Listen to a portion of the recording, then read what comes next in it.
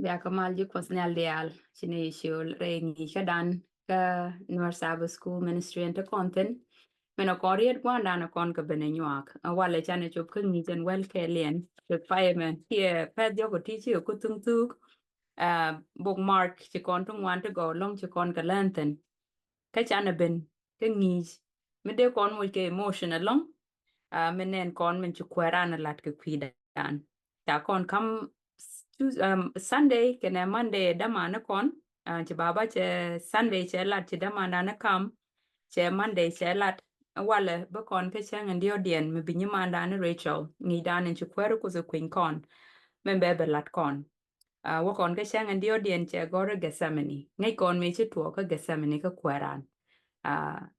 bu koru lit ke je bad men ce lat ke kwidan ci kon de melwan ko de kon par ke te ndi alden to so bu kon be linga ni mandan besen cha kam kon tit kon ke widan je kon ke jen bok mak jen to kore de mo ko kon le te ka mak cho ko wel ngwan jen bana focus it long to no bo ke ni dan me che lar was me eno and he said, Abba Father, all things are possible for you. Take this cup from me, nevertheless, not that I will, but what you will. Katong nuero gwaza me che lara no kishwe jalar baba kwa ngwag dial lwangoro dien keji. We liere meka. So we liere meka chikene kule benyogo luiten katong lingdini. So any liere dong de kona tie jode gwanana wuch bukon yik langbo chika lang and chilang ka kwarani yesu karaso. Ken gwaza me benye mandan be shul gane yekos bika ben kel ko jarama lwakon ko bukon understand ka biyan palbo ko pinyu mandan ko bukot patok de be yir kane cherke ka be lat kon ke wengur ko ze bana jelinge je biyan time kan bo ko biyan nywa ka masna kon chi kon be keep ko rodan me cha kam kono wa bukon we nywak so kan gwaze me man Jordan my sister welcome bukwero ko zvete kel geji tes loida ke jen ministry to kot consul ten kel and be a one down care. Thank you. You know, community, y'all. As always. Welcome. Yeah, like I take a course la mala talk, but I talk but mute, you know. She like dan chates, normal, how okay yen guard ko dial, tente we mon keleo, petro no ada one dial, guaden chokodran chapten, kachana chobo, koni richale nuare, chana chobre do it one, the duncan one down a con chopten. No go win mon a kel go konyal, chokon berat, when it chokon deratin. Normal how ka guard konyal dial lanuare, when it didn't take a tin. Ko min te ne mala lar nuare a jen lot ka min cha chana la melep ka je ka to nuare amen ko gor ne de to dan ki roi no kot de kon ka laro bo ka to dan jen dong de ner chil den nuare bat re ye ka lo na gar kon ya dia che loy da che te ke ga min cha lar kon ni manda ni nyo no to kon ga bong mak chi do ni chapter na ra nyam dan ya be ba mak ke lu ba to mak te ke chapter no wel bakel cháu cần chạp trên đằng bắc cái lịch cái tên cái chạp trên nó nơ cái đồ lo nếu bạn là đi nơ cái quật nên nuôi cho con cũng nó cái peng mình in bạn là cho con nền can chạp trên đó thì tiền tiền chỉ được dọc cái cần đằng bắc cái rồi cứ giờ mò lăng nè bố con chú ở đây nghi cái đàn chết mình là lật con nó quên cả là cái gì ta lo ai mình chẳng nèl cái này peng có thể là you chỉ lo đặt cái jaguara ngudi ka mi rom te ne ko ngudi ka mi ti modu ngudi ka mi kam win mon mas bang la tek inte ko kore badame cha ben yam du ko nyal ne pe ko kariye ten ci bañ ko et ka me leri jaaku en wo cha kam ye bang bia wi mon ke lew ka bia je lo so bang ne ten wo je no la ka shod gwan ka gat ke yen warel go wal de jala den ci bañ ko en wo de ne lat kontin cha ga nyur kontin ta lot kui ne do bende ne lat ke je no jira min jiriet to no ba lo lat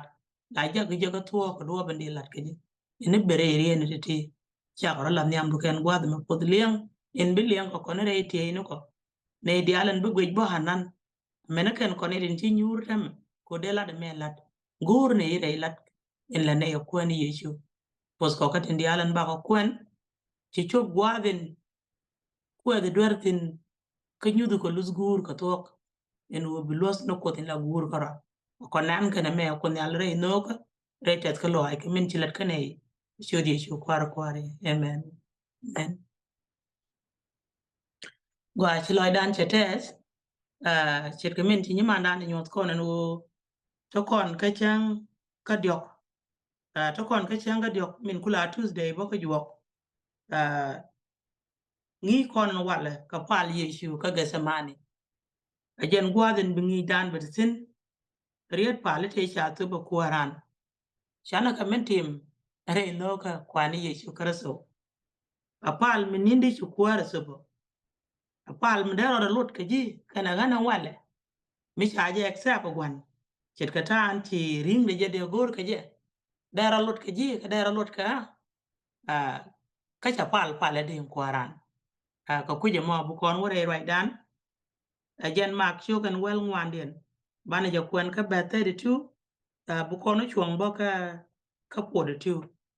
ka kan riede to ka tin bu kon chu kwentin ba ja kwen ka bi no gor rei bok saba school jen chalare je Getsemani la jen gwa de pal Yesu sin jen sa nyen cha ja sange je ka chenga dio ka saba school gwa de me cha bin tiang tin ka Bible no pal Yesu ka Getsemani chu ko gwa mi cha le Getsemani ka chwe ja ka joge nyora wana me wa pal chwe Peter ka ne James ke jonang ke jakel ka chwe tok ka mi yi je wide ka jet loide chwe ka joge loide je da long anaka ndo da wana me ka tai jena ka min chawon yam ka matot chwe ra yor pin ka chwe pali muludoro chi chwach me deben kaje ki chwach me deben kaje ka chwe we ababa gwadin ngwag dia lwangoro kaji oy lera me ka chimwa amin gore chwe lunjok ka chwe ka ben jek nin ka chwe Peter joge Simon tinin jin tide ti jina ka ta kel jana ka pale ko wo chia ba penare oma ye gora lat ka ponywana chwe le lo jok ka chwe wa lang anyok ka rietin won ka chwe lunjok chwe ka ben jek nin ko wo ya wanken kum kanien along ka chugan min de kana larje kuch chwero le nyok ka ben ka diodien chwe ka joge yen ngode kanien ka luanga cherong chugwatyo kanana je chagaran kwak tini jiduere jajero wana kanana jajero ko wana kanana je chiramin ko gatyak gwada me ba chwajen kunanen jak kiye ba chwajen kunan yam in chakam kon ka pal Yesu ka Getsemani chukorieten chi pal ka kuani Yesu shukon ka leng rieden che tie ka gwane rien mi chalo ne ka diok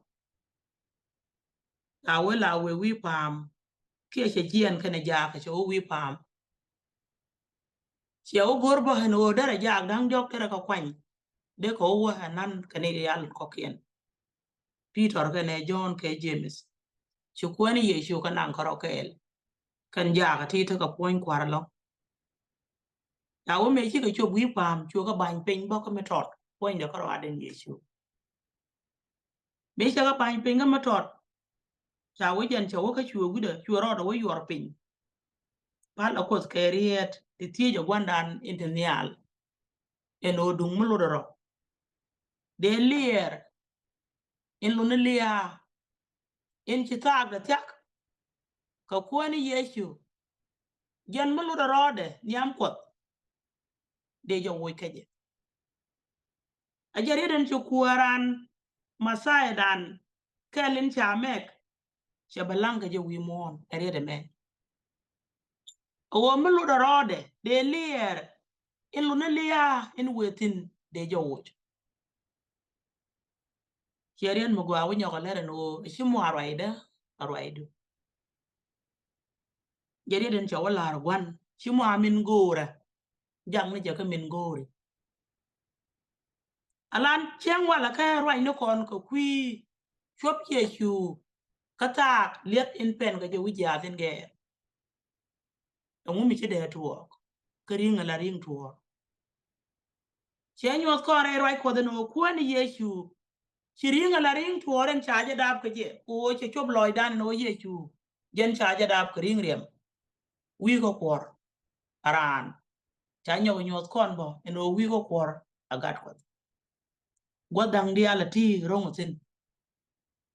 bay tin chana rude la na te mere riang ameno kwaran jen che krud bo re riang ajen gwa mi chwe joje longa te de heno de ra gwan jogo no mulo ro wo liera me dino che gudo gwan wa chi ma raida ala raido jen ko de na che do kore de me jido kula mendel wech eno loy de ko kos min cha ti chet ke me la kon ngo ando wan ti ko ko nya cha wo mi ti yen mi lo ro de ko kos be ya kam but mi chro de lo ko ko che ba kam ti jen cha ti jo kuran de kon la re chi ti mo gwa me de ro lo ko kon chi agoro be nyot gwan ba en u jang ni ko welu chi ma wela rien mi cha le jang ni ko welu chi ma wela u ka ma kon en chu kon nga jen wa kam dan ko ko chet ke min ti yesu kam decision ke min gore wo ngot ke mi we kam ko mu me da kam kon nyu to kon lut ko de kon ne no yesu ka tin dialan che yiglat kana ka lat rar lu do gwan la de ke re lus ko gwan charami wane wi jadin ge duno ko lu do gwan bara yikto gen me pen kere de metere de no ashima wela ala welo wel yesu che te ko de ler de yo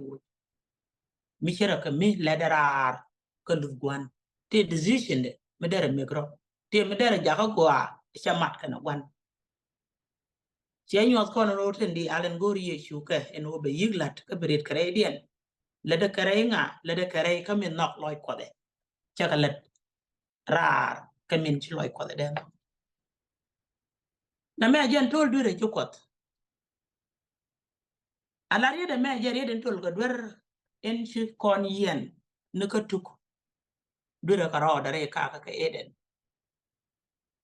ta ga me mi chu kwara guje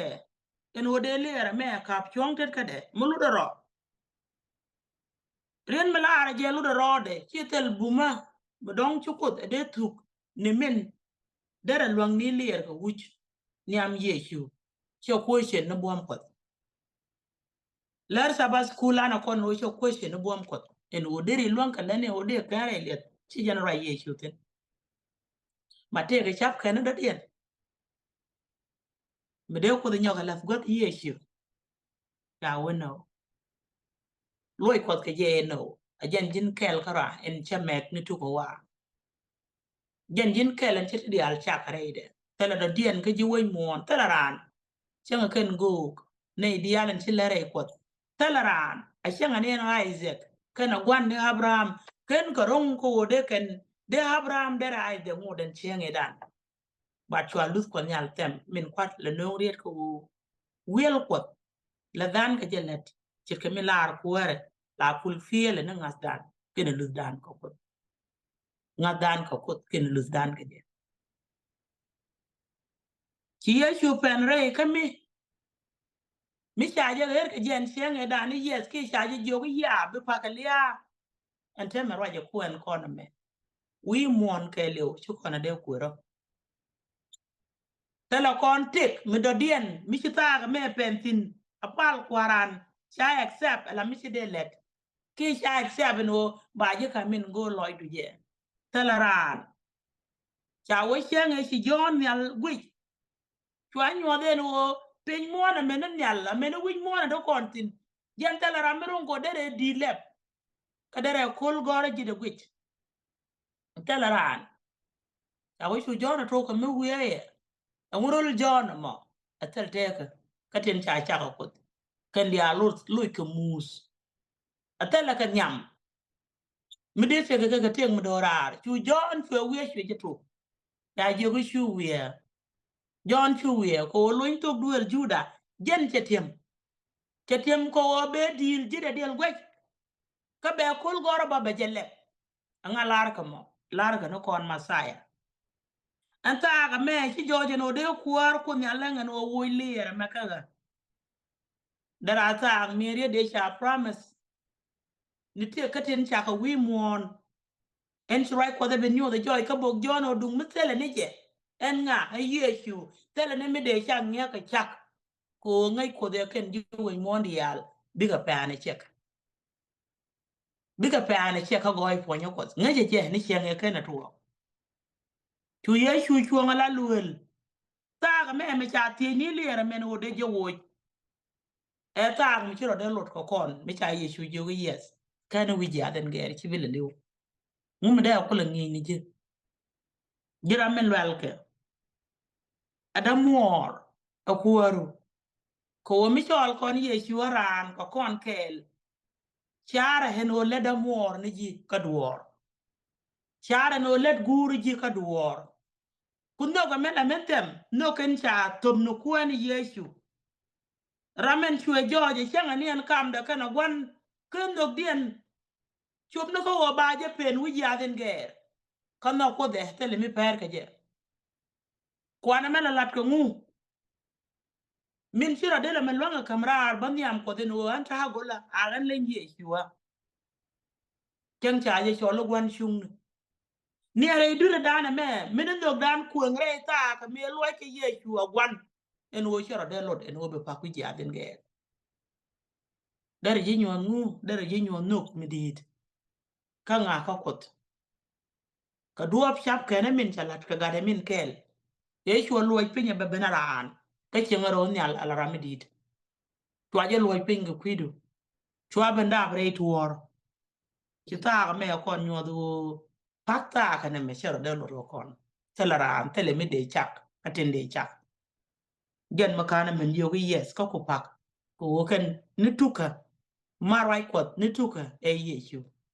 marai kwat ke juwa e yesu marai kwat ke yir e yesu marai kwat karan e yesu nituka kon ti ben kap joko wede wi jadin ger tene ko tuk en wo bi joje laran rate war meken ko yesu nen from the beginnings en wo be jelet ka kon cha kon de chak na me ta me de kon gidan di al gol penyreide ta kan wo ke yesu ka gasamani ka chwo lon ka lane ke lon ka lane ka ri darar cha wo chwo lon ka lane ka ri gwan kulus jang bala be jang bala kozlia chet kamen ko de lia chulu gwan ja ko be yiglat no matter what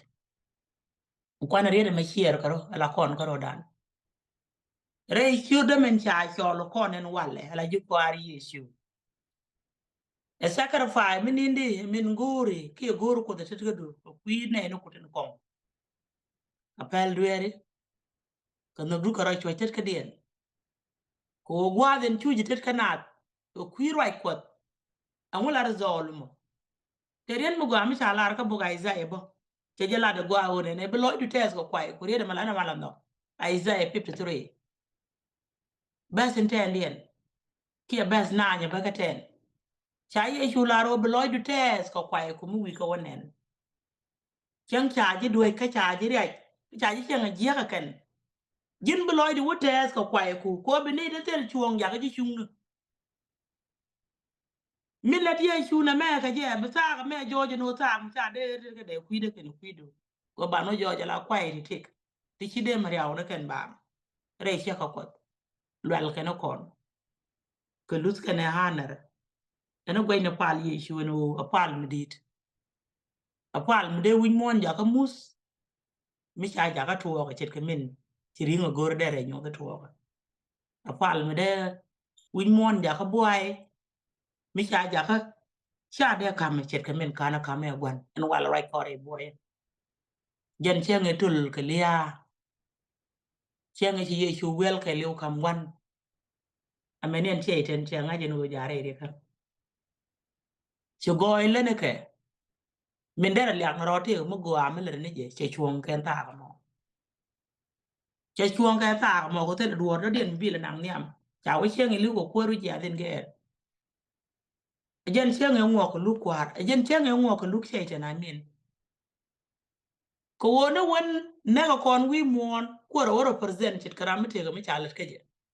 die la ko la ji duere but chen e ne ga ko ni yesu wi mon wa jen chen en kwat ko lu ga no jen a lu ka nang na ko na ga ramete duere ba wa lu do kwes ana ta ga me kwal ko ni yesu ta ga be chana ben kare den chogor ka jaka min kuen ko na cha wo chu wi pam chu pal ka chu lu nyok bo chu pal chu pal wo nyok te ka riet mala ben le re jaka dang dok peter ga ne jon ka jimis che ko jo ka de yen jen ka kel changa sa kel ye gor lat do no ponyen nywane ngum gor ka riet mo ka je ka de ko na le ngade bo ri den chu ko ra gore jang dang dok o dare nen re kun ga dan o kon go nyam te ko raj mi chalat ka bok fele fai bu kon men kun tin je fele fai pyo ko ngwan pyo ko ngwan dien ko la be wal diok re de la ko be na gor be ti ka ja ka no de rejected ka dien gwa den che lunjo gwa pa la de ta wala ja dang diok be ni je ke nin tu no la ka le re riet no de yen jin ka kel ana je men ko ka bok fele fai bana re den che po lo nyot min de na me lot bo bu kon wonen tin je fele fai pyo ko ngwan basin well jogien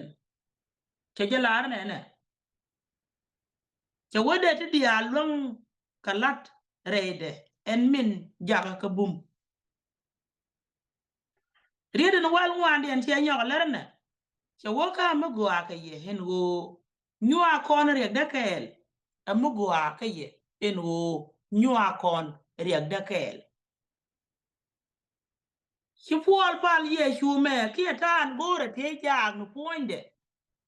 chi puol ben on bo be mos kon la jingas ka en wo jen gullo no ngut re chu jalat kos sir kaminen kon kuaran jen wo chu wi jadin ger ko kwi kanana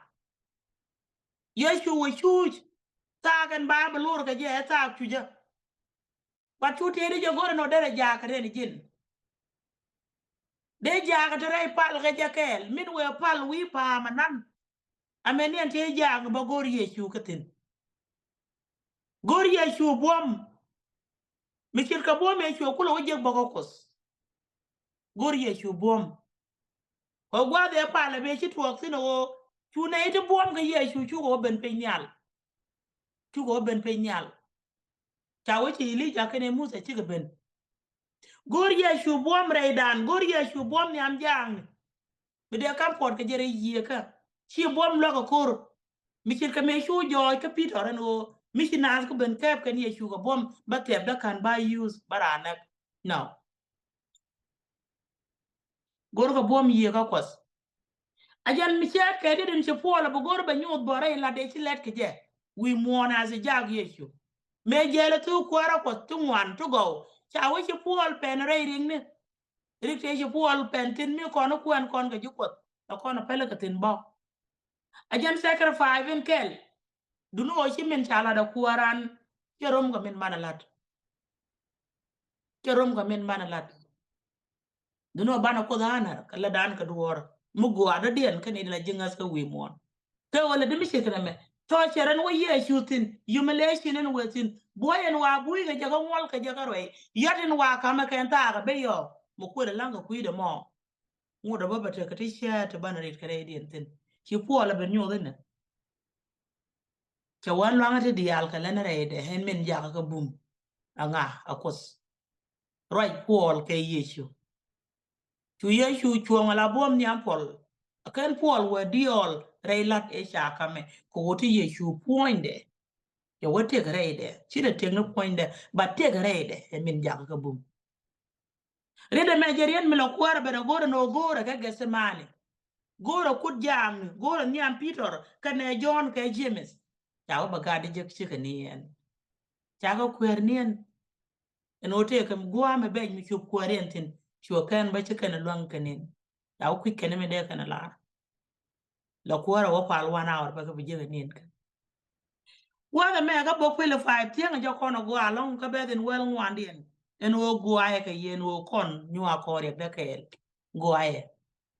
cho gwa ko chi ala de no gwa bo ka en pol tina jo re ngat ka ti chu chiang mun ni kwat ka ta lo ai nyua bo ka pol mere pol bo ka re ni ko tu kwara kwat ba ka tu kini do wan let tiam ka pol ler ka pol a ti je na pal ka nat pal mi ka pal ko kwara la gor dere je kre ja ni ke de jak lang ke ye chu ke bat ke ne ne no cha we chi dinu kon ye chu ka rabo en o tie je bom ko kwide amenen panjang ne gor kwero de te de de kina kamin ba katal te de no o ke na gul shak gen no te ko kor ye ka mu gatin kai shaitan ajene chu piro ro gwe no do kor mun min wate chu kana se gwe mon ka shawara mo ne ka se jen ba je ne ka se je de shawara you got je ku jen wo de ka pal ke yi de kan point go ai chol ke yi de kan bom chore yi ka chi mare riang tor ku je me e men de kan yi chu lokten chu pi ro ku jen wo ajen gwa den gor ke je bon wo bom di en sin na me jen let sabas school ko nan wale en wo gor ye chu ka te gan man wi pam ka ge se man gwa de we paltin ajen tan gor ko ro ke je bo kamen dini jana long rai de lesson me apal yesu kam da kana kot en ode lier paken chenge de lia kwarandera paken chenge lian kwale le de ruwe mon ta wena kan gwana je ko yes ala de je ko michi dwal ke lia chi jen an chap kana ke liu cha ja tai rem cha ja tai ke rem tele duob do dien me de do ruwe mon kan je ke je maken ka so cho bi ja den ge na me de kon ko lo yu nu meninde en saren ti yesu wo je ko kot ti ko na ngaje kana je go wurge free che wa o we cho wi ya den ge yo ko no kulo go ko ne lwal ga kan ke go nung meninde men chana je nung meninde men cho ko de nyot ka bok jona ka jona ti ane cha je lar no o de ko no ko nyal de ko na ngaj ke ne me o no ko de ko na ngaj ke ne me ri den cha o lar no de ko no ko ja ka be joji no ko tok jen gula ran no cha o top de ka ga de wi ya den ge ajen ta ge se mane me jen sa galat ka me ka ga samani jen pa le to ka ga samani ka kana yan sar ka duo ben gui lo yi chu ga jen to yan sar ka duo ben de shap kana dan tin mu wa kon ti ka buk jon ka jon ti anen wo de kon no kon ngati ti en wo no kudran la kon wi kam ka yan sar e chu ga re min kel ka ro ada mo a to de ka ye chu wi ya tin ge re min ku ful pel re ti ga dan wo kon no ran tel me per ka jen ket ka min chala te minana no kan chapter ni te dot yok ti ka dial chapter dang ba kel ten ban otin ci kon ka to kon ta ken lesson and well ka le na men kan dial wa ko ken no kot ke lu ko kan nyot kon ko ka de dial an chala ka chapter ni jok kan dial ka kan den te pentin ka liya yesu ka te pentin ka liya yesu ka dial mi nyu de jen fulfilling of no kot karan re chang ma re jo kan ma re min to ana gwe na pal kwaran ka nung na je thia ka dan ka tin bana gwe jenu bai point de long shalat ko de lat jeri den gora bi are den ja la ra kon kwana je nung ka chiang jalan che jal ko kon kel ko kwaran wan chir ka me chu pol bi nyu re wa me en wo longa de dial ka len re de hen men ja ka bu che wo ko gwa bo ka ye ne dialen che nyu den wo de ko re ka me nyu aken lene ko kwiram de de ne wo nyu ag yere de ko kwi go yo kot che ka min ti jinga te nyu pol bo no changa ne me chui pol ken te jok to ken goro no bi ke pol kam ni al ka pale wala kel mi tol bo longo kon jingas ka no kap koro ni al ba pale di ranu nen chen we tru me be nyen ke wol de lat ko tang woni la go jini je dwa je ko kwi dwere ke ko ken che ke me cha la ka bo ga izai eno che ko de nong pe ni al ko ba ben dwa chwa kene chare ela chwa je wo ye chu tin dong oti ga dwar mi chala ne je me chi joj ba to mani yo elat kene ngo me bere di ara te doru jinte wo chi dwar ko la to ge yo te test mi chene ke test me gwalat doru yo kam da ka gwan jeng kam gwan jeng na ka ko amenen ken konon walle banara ne en chot kore ri mi to wan baram ke long tere ne en kur ne ke utelat ko tet kede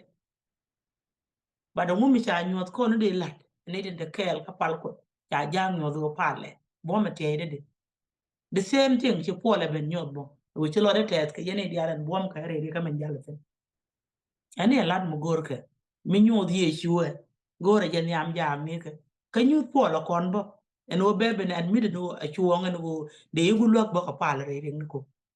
ka konon walle re ko program no ko telet kon chwana je perwe je no ban ro kam nyal ka pal chwana je perwe je no ban re kon nyut kel ke ban ka nywa kel chwana je perwe bon go gur kon bom divine bom chuma bom we mon en ko polo we nyudo no bom mere de re ring ne dial je ka nga ka masai ko chi de tekni je cha wallo ngate dial ka lena ka re de chet ka men chu ye chu lo ngano bo wi ja den ge ka bom me je ka re gwan chuma re ja ang bo chu bu ji aden ge ko kuje mane ko lesson dan wal lesson mi tor no ka bog ma jiu te ke ren mi cha gor ba nyo news kon ba ko la re ba bog ma jiu chu ko bakel ko la bes in walian ajan siang pal ke min nyu de no ken ye chu di alat tela duor mi chalat chi mo amin la roi gwan ken min gor gwan ala pal kware la pal ko kon ke gwar mi de nyal te ke ret kel mi cha kam nyal ka besen tendi besen tendi ne jan chari ro kam nyal tin en wo raidu lat ka pinchit ka mi lat ka genial gerien mu gor ka ba tiem ko na nyok en wo ala pa le ni ye chu ja ka ya ka puon ga mu ya ka puon ka ko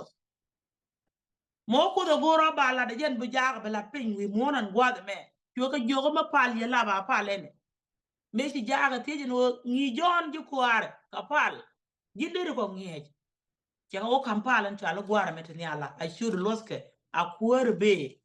arwai du lat ka pin chit ka mo lat ka jen nyalo cha kon jogan point pal kana mo e wel nga hamen ti yesu gor be nyod jaaka e bi lo let ka kana ka kam wel len karo cha ka nyon mi let ka nen wo be nyal ko ko ma cha kam ka mo ko e jenen bi kana lat wi mo non gwadem the same thing ray langa men pai wala nga je ka gasamani cha wa chi mo arwaide ala raide en odiri kab mo wo tet kada ameni an konan wala batu rey katin di alan bana chuitin gorna wel ko kenyam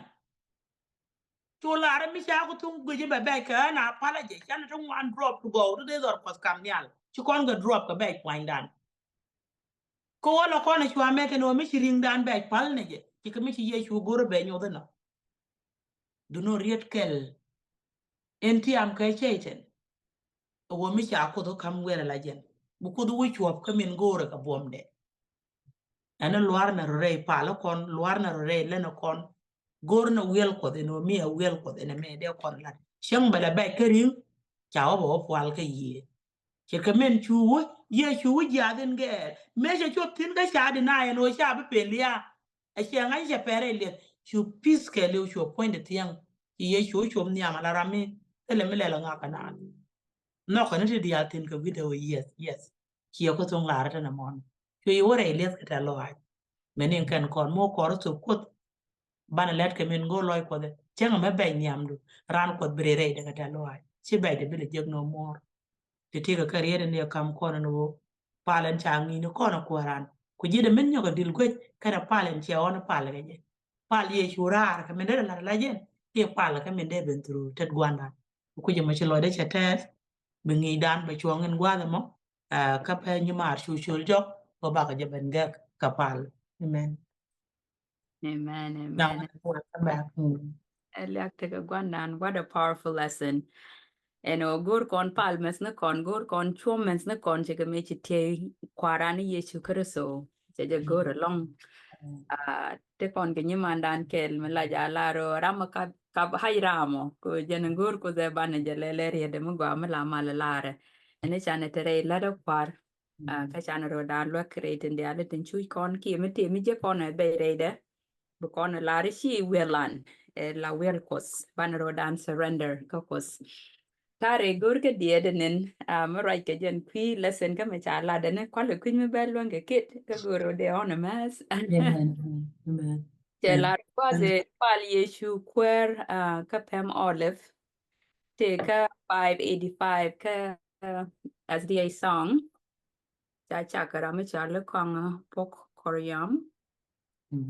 di di si jen kind of ket ka gwa ber but be on a mess so bear with me go kwa je kid along bo kwa che la de no chu yeshu we gwas be Charlie gase That's money. di pamole ke jak dan Chu Yeshu ke was me Charlie Gethsemane we palm olive ke jak dan diok Pal Yeshu pem olive ke jak dan diok ke Gethsemane Guadin me lutero wilere meka Pal Yeshu pem olive Eja ke dang dio ke Gethsemane ha baba mi lutero wilere meka kemin nang e Peter kenne gadzebedi chuloi de jas ke dier mi did kemin nang e Peter kenne gadzebedi chuloi de jas ke dier mi did Palieju cuerpem olive ke ja ke dang diok ke Gethsemane Guadin mi lutero wilere meka Palieju cuerpem olive ke ja ke dang diok ke Gethsemane Guadin mi lutero wilere meka Kemen William kemito chwe wide gwol piny pale gwadin wiliere meka Kemen William kemito chwe wide gwol piny pale gwadin wiliere meka Pali Yesu pem olive ke jake dang diok ke Gethsemane Guadin mi lutero wilere meka Palieju cuerpem olive que ya que dang diok que Gethsemane Guadin mi lutero wilere meka que shwe ben ke jikware shwe ke jikshikenien shwe Peter Jog yene kel Keshwe ben kaji kware shwe kejik shikenien shwe Peter Jog yene kekel palye shu cuerpem olive keja ke dang dio ke Gethsemane guadin mi lutero wiliere meka palye shu cuerpem olive keja ke dang dio ke Gethsemane Guadin mi lutero wiliere meka Jeneke paleke o chabi pere home Yegure lat ke ponyuene Jeneke paleke o chabi pere home Yegure lat ke ponyuene Palye chu cuerpem olive Ya que dang dio que Gethsemane Pallie su cuerpem olive que ya que dang dio que Gethsemane Guadin mi lutero wilere meka Pallie su cuerpem olive que ya que dang dio que Gethsemane Guadin mi lutero Wilera Maka. Sister, gang ni con kapal. Thank you. Maybe I will go. Chanapal Chiloy that is Guarnal Canapin Guadin Chiloy that is Yeshu Chiloy that is Kaji Rabbi Chiloy that is Lara Kajita Loa Chiringi Kamin Chinuasko Katiang Wame Kachilat ka point do re runutin chidwa jok te jel ke jiwi mon shuru bendu pin ka ko shuru je nyot gwara ka chodu uji adin ger shuru nok du ka ko nyal shuru je nyos ka lu ju ka ropin amenelia thank you kwari yechu chokom kwara du pan pin yal shuru bijal wi mon ko bran gor te bije je gwa den shabatin ken goy lo ay du ko nyal ka ko Guadin ken abang churi je nyot ko kringdu e kamen chalat ka boge bru en wo cha ben pin kariam kana poinran ko ba dwalet en tik chay tana kamna jene be je bentol Guadin el yakte gaji ko wo chi ludu ko gur ke ji loj pin gwara amene chobdu reisa kamen be ni jen yakte gaji yecho el yakte gaji baba el yakte gaji gwara el yakte gaji ko nyal ken pe Mumedene lare content kwala ken content wal ke re dire content kam karar tet ka gwan jeng ne min ci ko kul ka tal wada da ko ba ga leng na ray de gwadine lek te ji ko ci let ka kandori gwadin ci loy da ci tes ci loy da tes ko nyal gana pin ci loy da tes ke ji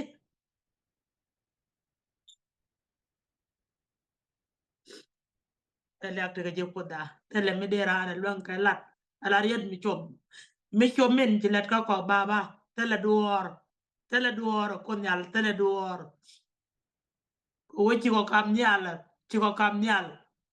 ken jak ne min gor gwan jeng ne je ci ka me lar pitore no che betuo kan wo bu kwar wo jadin ge gwadin turi jalar no che ten wo rodo ko wo mi chende ko bu jadin ge tele mi de tik katin chacha kan pale luoj akus kan pale luoj gur en obe je kamin guri ka bay fwandu chua ngot chua bet chua silent chua je nyode hallelujah konyal thank you baba thank you koda chaka je lata loa chiriet korong do ba ne ne me kan ke je chiriet korong ka la da ka je do no chlo da chates ko chi ko ken ko chi ko lwel ci mar way gur ke ci chapente guade wiye gur lak you gur bet ke silent you gur bet la silent you gur bet baba you jo ben pe nyal ma mar gwara you na de char mar nyal ci kan wajirien ma gwara ka bok jon en wo jo le ngene bar be ko ku go edun thank you gwara thank you ko ci ran tuor jaga ba jo ci la ran nyok re te ko ma dora posko re ta ga de ci lo da tes ko ci pala mo ci jokam gur ala wele ci mo welu ko je ma cha ci point content ci ken riem do electre ji ci ko ru nyal chodi ci ko kare amen amen Amen. Elia take jimeral goidero. Thank you, sis. You have to learn you did. Cause God. Banoga. Tell away them at understand gaja. Keda wrong right line not gaja. Menjalat ke kuidan. The pike the leper. you lo dan tes electre ko ya electre ko electre ko ni ci Amen, amen, amen. electre ga je electre ko check ngwana dia Amen. bian yani ko mal bane je ka thank you Lloyd, thank you for making time. Because right now, dan because ka benyo akane kon. Was beji pos even more. But take care of you and your family. Because the jeka gwan chare alaka. Thank you. amen wa electre ko thank you